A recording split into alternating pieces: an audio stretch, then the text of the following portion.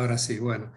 Bueno, un poco avanzamos las presentaciones y vamos a comentarles, bueno, tampoco en nuestro sitio web pueden encontrar información de la empresa de Pharmalink, que es desde donde se desarrolló este caso. Vamos a concentrarnos en que ya veníamos con toda una experiencia de muchos años en el desarrollo de un servicio de validación en línea de recetas ambulatorias para las farmacias, conectando 12.000 farmacias en todo el país, y ya integrando sus sistemas de validación existentes que utiliza la farmacia para su administración. Es decir, que la validación de la receta en papel que lleva el afiliado de obra social o que paga una farmacia se realiza a través de un sistema que está integrado al sistema de administración y facturación de la propia farmacia. Actualmente ese sistema valida más o menos unos 2,5 millones de recetas por mes. Destacamos esto porque con esa filosofía fue que se desarrolló la experiencia de integrar la receta digital de farmacias. ¿Qué requerimientos veíamos para informatizar la receta? Como comenté, proveer una interfaz con las aplicaciones médicas que pudieran emitir una receta, poder integrar esta receta al circuito de validación que usa la farmacia, o sea, que sea todo un continuo desde que la receta se emite hasta que se vende, sin tener que pasar por imprimir papel en el medio, que lo pudieran utilizar todas las farmacias. En el caso de las recetas que no son preimpresas, necesitamos generar una especie de identificación para acceder al registro de esa receta, que en el caso de las recetas en papel no existía, o sea, la identificación era el papel que se ponía sobre el mostrador de la farmacia.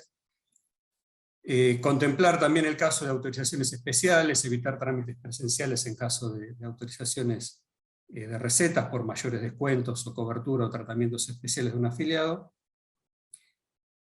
Era necesario contar con un marco legal actualizado y con hacer que todo este proceso electrónico deje información para que pueda ser auditado y eventualmente firmado electrónicamente. En los inicios de esta especie de aproximaciones a la informatización de la receta hubo algunos pasos, el que dio PAMI a partir de 2010, imprimiendo recetas desde sus sistemas que, aunque estaban firmadas de puño y letra por el médico, por lo menos ya empezaron a acostumbrar a las farmacias y a tener aceptación que la receta no era manuscrita, como decía la antigua ley.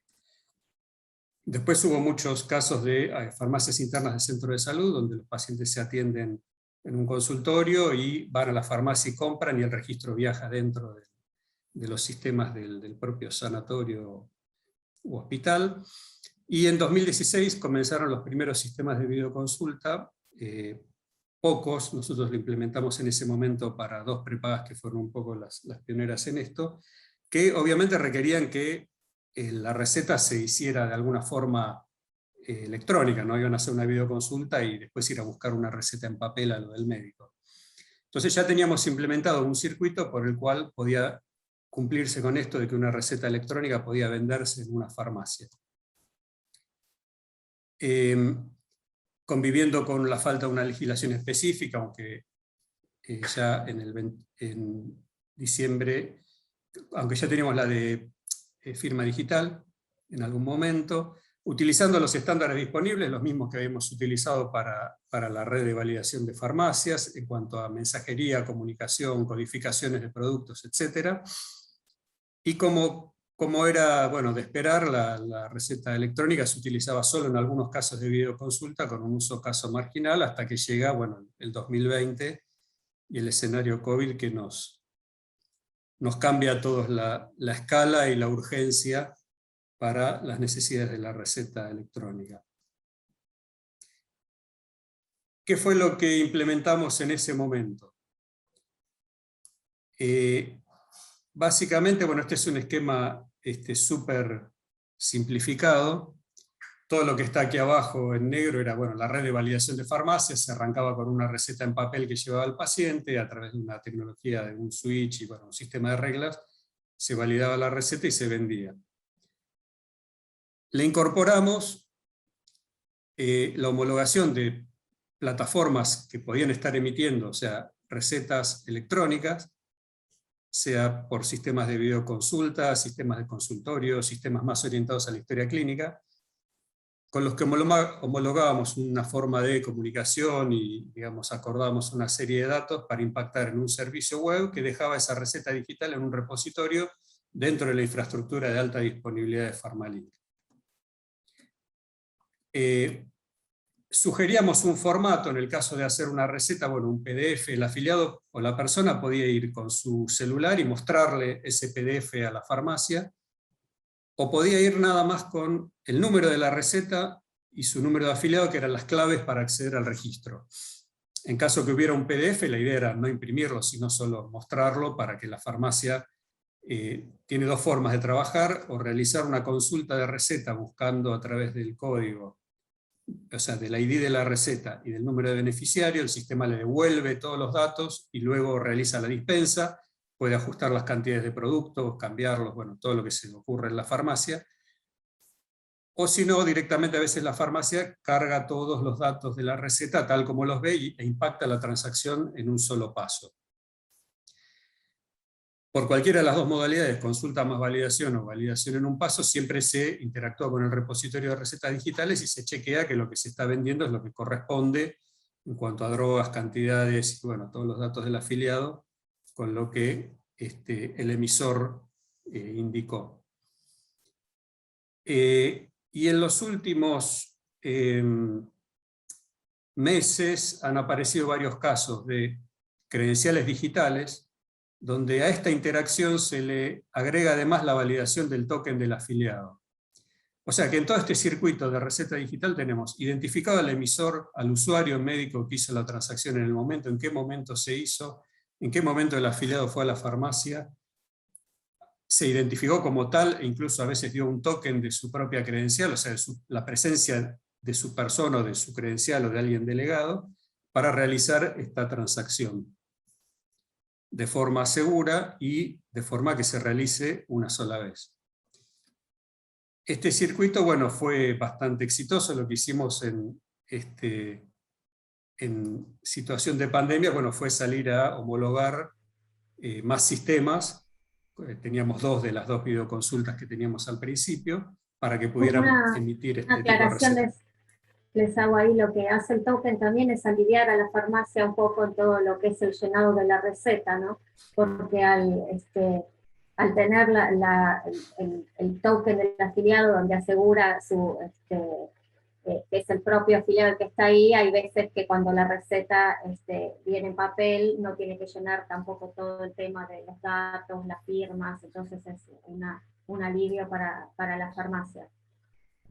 Exacto, sí, la idea es que con esto también vayamos reemplazando el circuito en papel. La receta se valida en farmacia, la farmacia la presenta, la auditamos, la controlamos, toda una serie de trabajo de auditoría que se hace sobre un inicio que no es bueno en cuanto a su seguridad, porque es un papel escrito con algún sello, y lo que tratamos es que, bueno, en la medida de que lo vamos subiendo a sistemas con registro y con información electrónica, o como en el caso del token, irle bajando a la farmacia el requerimiento de que, bueno, que el afiliado firme la receta, requerimientos sobre el papel, o que venían de la época del papel, ¿no?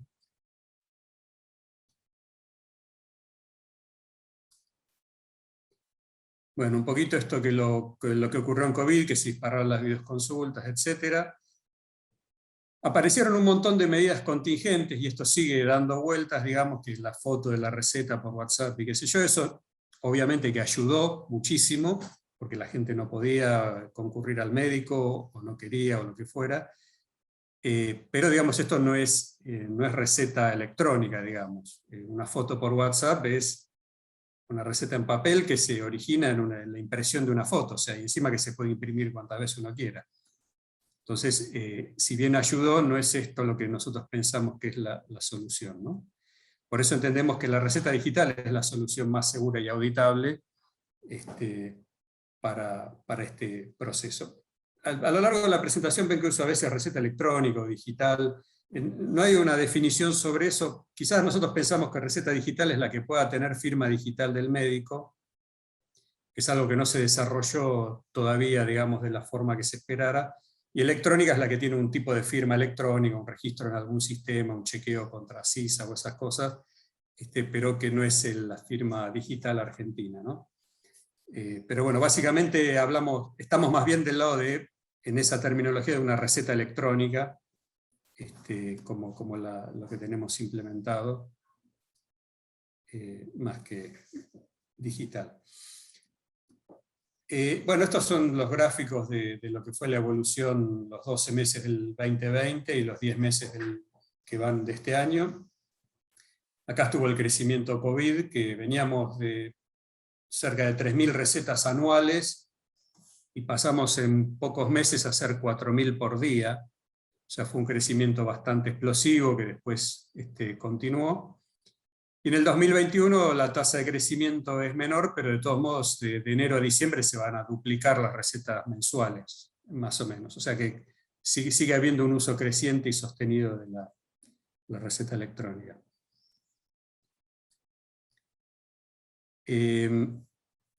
Aquí, bueno, algunos datos de actividad y un poco como para describir en dónde estamos. Tenemos 13 emisores homologados activos, en realidad tenemos 15, pero hay 13 que tienen actividad entre los distintos tipos de sistemas. Una observación muy importante es que la adopción de un sistema de receta electrónica depende de la relación del médico con la obra social. En aquellas obras sociales donde la cartilla del médico es cerrada, o por ahí tiene los médicos concentrados en algunos lugares, y donde la obra social, por ejemplo es la obra social provincial, es muy importante para esos médicos, porque atienden a muchos afiliados, y la obra social dice, bueno, obligatoriamente hay que usar tal o cual sistema, hemos llegado a niveles de adopción del 90% y que van subiendo. O sea, el 90% de las recetas de esa obra social son digitales.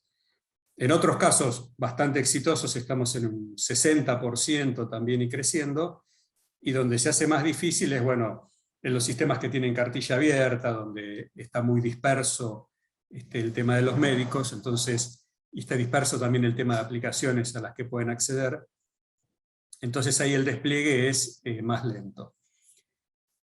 Estas recetas electrónicas representan el 14% del total validado por Pharmalink, que en enero era el 9%, eso muestra cómo viene creciendo este año, pasó del 9 al 14%, que es significativo, es mucho, el resto siguen siendo recetas en papel, o recetas de estas de contingencia, de fotos o imágenes, o lo que fuera enviados por WhatsApp, pero que operan como receta en papel.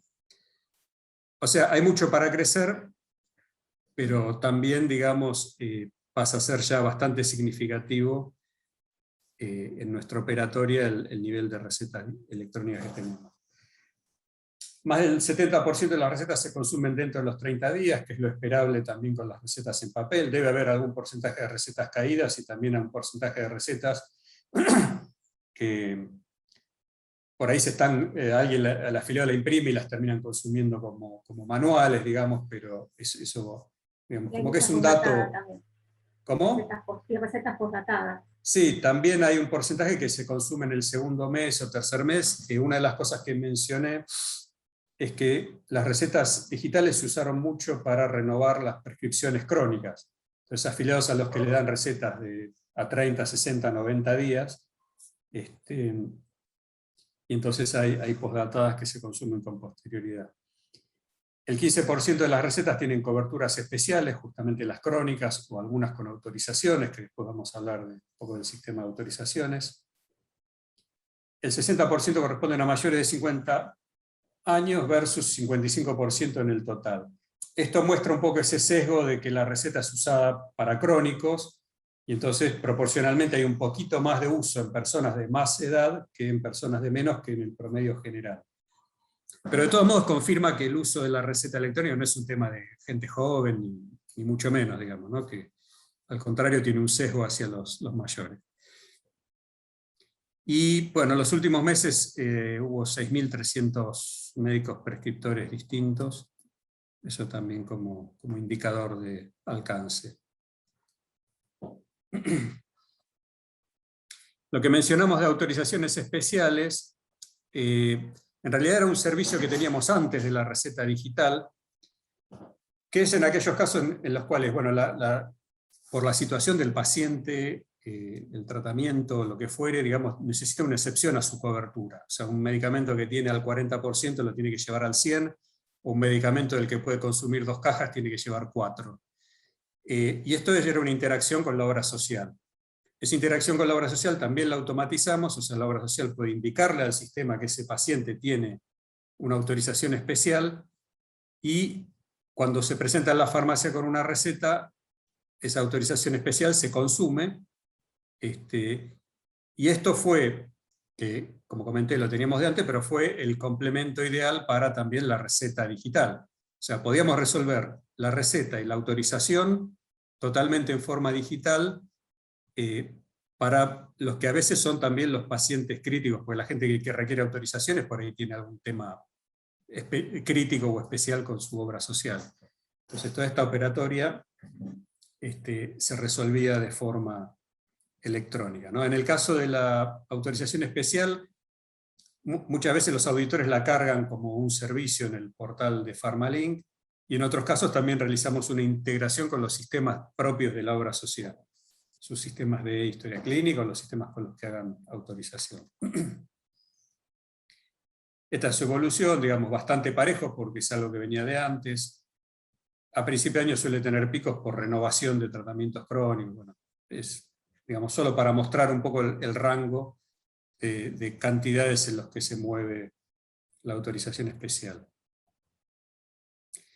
Como una síntesis de la situación actual, la receta digital tiene un alto grado de aceptación, hay 29 entidades de salud que lo están utilizando, 15 sistemas de emisión, 13 activos de vuelta, más de 6.000 farmacias activas, o sea, más de 6.000 farmacias, que es más o menos el 60% de nuestra red de farmacias activas, alguna vez atendió una receta digital, o sea, sabe qué hacer, sabe cómo procesarla, sabe dónde están los datos, sabe, tiene conocimiento de cómo opera, y la ha liquidado y cobrado, digamos, ¿no? Bueno, 6.300 médicos emisores y autorización especial 23 entidades de salud. Tenemos un marco actualizado desde el año pasado, eso viene como a despejar ciertas dudas o posibles cuestionamientos a que la receta tiene que ser manuscrita, o tiene que tener la firma o el sello o esas cosas. Lo he comentado que pasado lo comentado del uso del token, y también de que el crecimiento es sostenido, obviamente no es el explosivo del momento de la crisis. Y que bueno, nosotros creemos que, o sea, estamos apuntando a que con receta digital reemplazar todos, o electrónica, reemplazar todos esos temas de contingencia, de foto de WhatsApp, o de distintos tipos de imágenes que no tenían mucha posibilidad de control. Reflexiones o resumen final. Bueno, es oportunidad de seguir impulsando el cambio de la receta, porque realmente es algo útil, la receta digital. Mejoramos el servicio a nuestros clientes y también a los beneficiarios, que en el caso de necesitarlo pueden tener un canal totalmente digital con respecto a la prescripción y sus autorizaciones.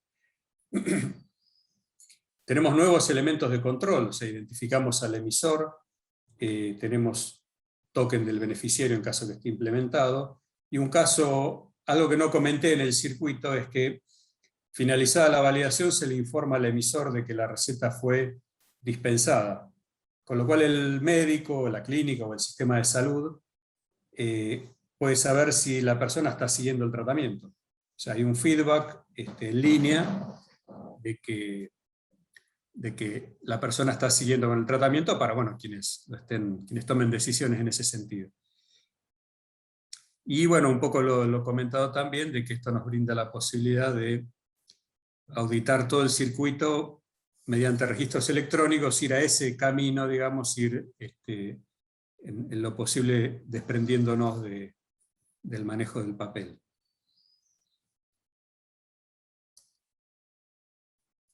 Bueno, eso es todo lo que teníamos para comentar de nuestra experiencia, y bueno, muchas gracias, y quedamos abiertos a preguntas, o Raquel, si tenés algún otro comentario. Bueno, sea, no sé si hay alguna pregunta que quieran. Sí, tenemos preguntas del auditorio, así que Bien. muchísimas gracias por la presentación. Estuvo muy, muy buena y hay varias preguntas para ustedes. Camila preguntó cómo se integra la firma digital, la firma que tiene que estar dentro del sistema emisor o lo valida Pharmalink. No, la idea es que es el sistema emisor, y de hecho algunos sistemas emisores lo han implementado con la firma digital pública sin token. Es el emisor el que realiza la firma y nos entrega el PDF firmado.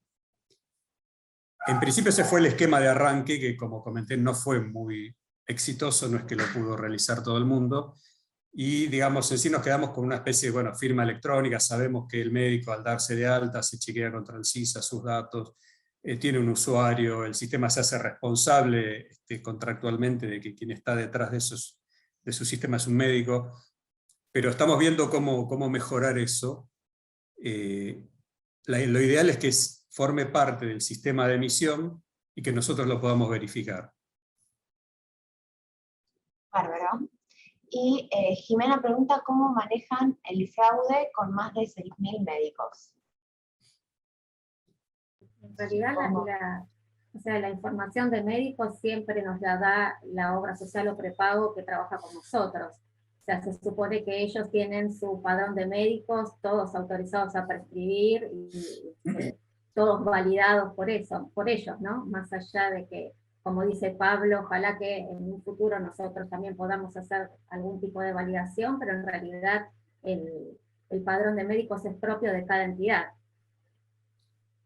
Sí, yo agrego que, a ver, para el control de fraude hay muchas otras estrategias que son casi todas ex post, salvo algunas reglas que sí ponemos en línea, de identificar algunas cuestiones, pero bueno, tratándose de medicamentos, tampoco en línea uno puede ponerse demasiado estricto y decir esto sí, esto no.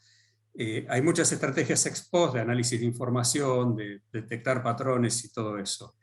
Y hay muchas justamente, también sí. estrategias en línea, ¿no? Donde se le manda a cada cliente casos posibles de fraude o que parecen o que se desvían de la media, lo cual analizará cada cliente en particular, ¿no? Considerando más allá la historia clínica, si es médico suyo y todo lo demás, ¿no?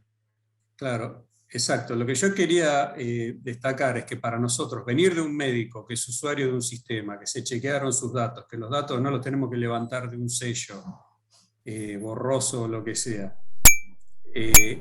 digamos, es una situación de auditoría mucho mejor que recibir una receta en papel con una firma, un sello y un membrete y decir, bueno, esto es un médico y a partir de ahí arrancamos. O sea, es muy difícil, sobre todo en sistemas abiertos, como son los prepagos, que la cartilla de médicos es abierto, hacer este tipo de control sobre la cartilla médica. O sea, la receta digital en sí para nosotros es una situación mucho mejor desde el punto de vista del control de la emisión que arrancar de un papel. Sí, totalmente de acuerdo. Y tenemos otra pregunta también, que si tienen pensado algún sistema para el reemplazo de troqueles de los medicamentos. Preguntó Luciana Cortizo. Eso más es una pregunta para los laboratorios más que para nosotros. Ojalá, si fuera por nosotros, no hay inconveniente, pero la verdad que eso ya excede lo que podemos hacer nosotros, ¿no? Claro, nosotros seríamos usuarios un poco de esa tecnología, claramente. Es casi la pata que falta, o sea, lo que nos sigue todavía pegados al papel en alguna parte del proceso. Pero sí, eso es una iniciativa, digamos, que es mucho más grande que nosotros, digamos. Y te hago una consulta. Les hago una consulta. ¿Qué pasa con las recetas de los estupefacientes? Que generalmente tienen que ser con duplicados, manuscritos. ¿Eso cómo lo tienen contemplado? Eso, el registro electrónico por estupefacientes, bien, eso no hay inconveniente. Lo que se está manejando por lo general es que en ese caso sí tiene que imprimir el afiliado una copia, o la farmacia, cualquiera de los dos, para que se quede la farmacia en papel y después la farmacia disponga cómo quiere manejar el tema de los psicotrópicos, ¿no? Pero por ahora lo que estamos haciendo es eso, que es obligatorio que imprima una copia. En realidad, en ese caso, cuando salen los PDF, como explicó Pablo, pues siempre se genera un PDF con la receta electrónica que el afiliado puede o no llevarlo a la farmacia. Pero en el caso de psicotrópicos, salen 2 PDFs, uno con la prescripción y otro con la misma prescripción y una marca de duplicado, que es el que tiene que imprimir para entregarle a la farmacia. Perfecto, buenísimo. Bueno, no tenemos más preguntas, les queremos agradecer. ¿Una pregunta más? ¿Sí? Yo tengo una pregunta. Quería preguntarles cómo es el modelo de estándares sintácticos y semánticos que utilizan, si utilizan FHIR para representar a los recursos que utilizan para los pacientes, los medicamentos, la prescripción y dispensación, y si utilizan algún estándar de terminología para lo que es la representación de los medicamentos. Sí, mira, como te comenté, nosotros, el tema de la red de validación de farmacias arrancó en 2001. Y se desarrolló utilizando estándares de facto, protocolo ADEFA, las bases de medicamentos comerciales. Nosotros realizamos ciertas clasificaciones o mejoramos las clasificaciones de las bases comerciales y todo. Todavía no hay un camino hacia ese tipo de estándares, ya te digo, porque nosotros venimos de un desarrollo y un uso previo, y eventualmente, digamos, hemos participado de las charlas del Ministerio y estamos al tanto un poco de hacia dónde va el tema de la terminología de FHIR, y empresas como la nuestra pueden tener un rol de adaptar a toda la red de farmacia ese tipo de terminología. Yo veo bastante difícil que lograr en 10.000 farmacias, con 90 software de farmacia, con algunos que están en DOS o en versiones viejas o todo lo que fuera, o sea, todo lo que nosotros ya conocemos, adaptarlos a manejar terminologías y digamos, información y técnicas muy modernas, pero sí que nosotros podemos llegar a ser el puente entre la red y ese tipo digamos, de estándares. O sea, justamente adaptar los estándares. No lo veo como algo sencillo. Nosotros nos tomó mucho tiempo desarrollar la red en base, ya te digo, a estos estándares de facto, y cambiarla no es fácil. Sí que quizás podamos hacer de puente, y quizás en un largo plazo sí plantear una evolución punta a punta. No Bien, sé si y te tenía contesté. otra pregunta. Sí, me imaginé que los distintos actores y las distintas tecnologías que manejan es un desafío bastante complejo dentro de todo lo que es la implementación de estos sistemas y estos estándares. En el modelo que mostraste de cómo es los servicios que utilizan, ¿tienen pensado algún servicio o alguna devolución de la receta a lo que sería un portal de pacientes, ya que cada vez más financiadores o hospitales o otros entes prescriptores manejan esta modalidad, poder que los pacientes puedan consumir la receta que tienen indicada dentro y no necesiten para comunicarla o para llevar, no sé, un QR o algún tipo de token o algo a la farmacia directamente sin la necesidad de tener que tener el token o un PDF, o tener un PDF que se le envía a un lugar puntual, sino tener un repositorio de información del paciente que sea gestionado por el paciente y que no sea la historia clínica en sí. A ver, dos cosas. Nosotros, por un lado, nosotros no interactuamos con los pacientes sino a través de la propia obra social o prepaga. En algunos casos sabemos que es la propia obra social que le pone en su aplicación de la obra social o de la prepaga, le muestra las recetas dentro de la aplicación. Sí, hay varias que hacen, le disponibilizan las recetas para que el afiliado las vea dentro de la aplicación del prepago o de la obra social. Claro, claro. Entonces, digamos, si ellos nos dicen, o sea, la información es de la obra del médico, paciente, obra social. Si nosotros en línea les podemos decir, mira, se acaba de emitir una receta, ¿qué querés que haga con esto? ¿Te la informo a vos para que se la informes al paciente? Nosotros no tenemos llegada directa al paciente. Se acaba de vender una receta, te la informamos a vos para que tu auditor vea si él está cumpliendo el tratamiento o lo que fuere. en ese sentido somos proveedores de información y hacemos lo que nos pidan nuestro cliente, pero lo que decís lo veo totalmente técnicamente posible, sí. Y no lo tienen visto como parte de sus servicios, como, o sea, capaz que al financiador no lo ve, pero es algo bastante hoy en día tecnológicamente posible y sería un revenue bastante interesante para el paciente, para los pacientes del financiador, poder tener esta información y poder gestionarla en un lugar único y con un acceso seguro. O sea, ¿cómo ven eso hacia futuro y como una posibilidad de marcar la diferencia entre los distintos competidores que puedan llegar a tener? Mira, no, tendríamos que acceder, o sea, nosotros somos bastante cuidadosos de toda la información que manejamos porque hay muchos datos sensibles y tendríamos que acceder a los datos de los afiliados, que por lo general nosotros no accedemos a ese tipo de datos. O sea, la obra social por lo general nos manda un padrón donde no nos identifica el nombre, el apellido, sino es un número de socio, es unas patologías que codificamos. Entonces, quizás tendríamos que tener acceso a un poco más de información como para poder hacer lo que estás diciendo, ¿no? De llegar directamente al paciente y no a través de la obra social al paciente. No sé, Pablo, ¿qué te parece? Sí, no, exacto. No tenemos ningún dato como para llegar o registrar beneficiarios, o sea, simplemente es un número, los datos mínimos para validar, o sea, edad, sexo, ni siquiera sabemos, no tenemos ni ubicación geográfica, ni código postal, ni mail, ni teléfono, ningún dato para, pero digamos, quizás sí podría... Claro. Podría ser Pharmalink quizás un backend que se integre al portal de afiliados de cada uno y proveer la información, eso sí. En muchos casos hacemos estos servicios que damos de autorización especial, bueno, a veces es el portal de Pharmalink, a veces es el propio portal o aplicación del cliente y atrás está interactuando con el mismo servicio que interactúa nuestro portal. Es factible, o sea, podríamos ir hacia ahí, te diría que no es hoy una preocupación que veamos o que recibamos de nuestros clientes, por lo menos. Genial. Muchas gracias por la presentación. Muy interesante ver cómo empresas pueden aplicar el modelo de receta y facilitarle el acceso a los medicamentos y a la llegada hacia una no utilización de papel y una mejor auditoría sobre lo que pueden ser la gestión de los medicamentos. Bueno, muchas gracias a ustedes por gracias a ustedes. el evento y la oportunidad. Muchas gracias.